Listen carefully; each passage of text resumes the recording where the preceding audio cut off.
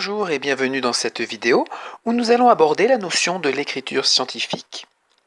Nous verrons dans un premier temps comment écrire un nombre en scientifique, après pourquoi il peut être nécessaire d'écrire un nombre en scientifique, et enfin comment faire pour réaliser des calculs avec des nombres écrits de cette manière.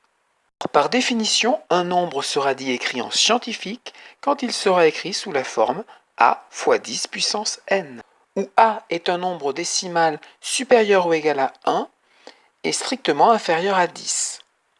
Et n sera un entier relatif, c'est-à-dire soit un nombre entier positif, soit un nombre entier négatif. Alors comment écrire un nombre en scientifique?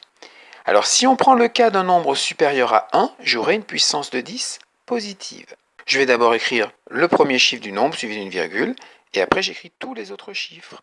Après, il me restera à trouver la puissance de 10 correspondante. Donc je vais compter le nombre de chiffres que j'aurai mis après la virgule, et tous les zéros comptent, même ceux qui sont en fin du nombre, parce que les zéros en fin de nombre correspondent à la précision d'un résultat.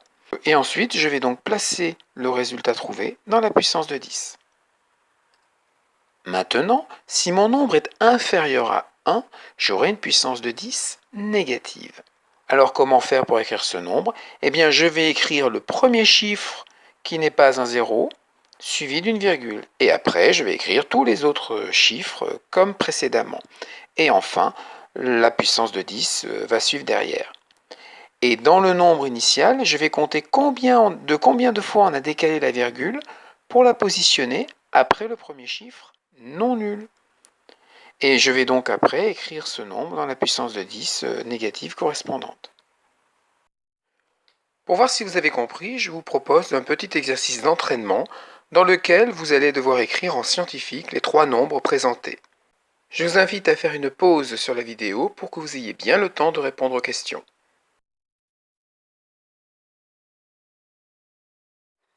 Et voici la correction. Alors maintenant, pourquoi écrire un nombre en scientifique? Eh bien, pour pouvoir exprimer des nombres très grands, j'ai besoin de cette écriture.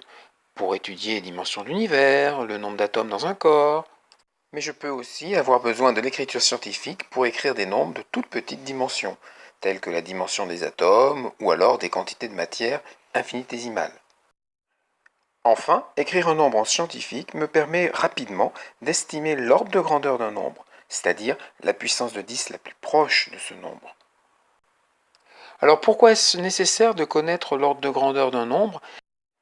Eh bien tout d'abord parce que ça peut nous permettre de comparer rapidement deux valeurs entre elles, mais la connaissance de l'ordre de grandeur nous permet aussi d'estimer ou vérifier très rapidement le résultat d'un calcul. Alors comment déterminer l'ordre de grandeur d'un nombre? La première chose à faire, c'est écrire le nombre en scientifique. Ensuite, on va arrondir le nombre décimal. Si le nombre décimal est compris entre 1 et 5 non compris, je garde la même puissance de 10. Si le nombre décimal est compris entre 5 et 10, eh bien je vais passer à la puissance de 10 supérieure. Ça veut dire que j'aurai arrondi mon nombre décimal à 10. Alors je vous propose de vous entraîner à l'aide de ce petit exercice et trouver les ordres de grandeur des nombres que je vous propose. Là encore, vous pouvez faire une pause et vous reprendrez la vidéo dès que vous aurez fini l'exercice.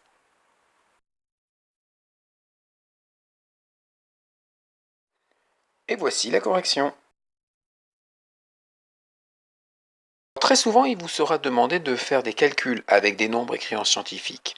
Alors on va étudier chacun des calculs possibles. Alors, dans le cas de la multiplication, qu'est-ce que je vais faire? Je sais que la multiplication est commutative, donc je vais regrouper tous les nombres décimaux d'un côté et les puissances de 10 de l'autre. Je vais faire la multiplication des deux nombres décimaux. Les puissances de 10, je vais les gérer en utilisant les règles de calcul de multiplication des puissances de 10, à savoir que 10 puissance m fois 10 puissance n est égal à 10 puissance m plus n. Et une fois que j'ai fait ces deux calculs séparément, je vais pouvoir réécrire le nombre en écriture scientifique, parce que très souvent, le produit de mes deux nombres décimaux me donnera un nombre supérieur à 10. Je vais procéder exactement de la même manière avec la division, sauf que cette fois-ci, la règle de calcul de division des puissances de 10 est la suivante. 10 puissance m divisé par 10 puissance n est égal à 10 puissance m moins n.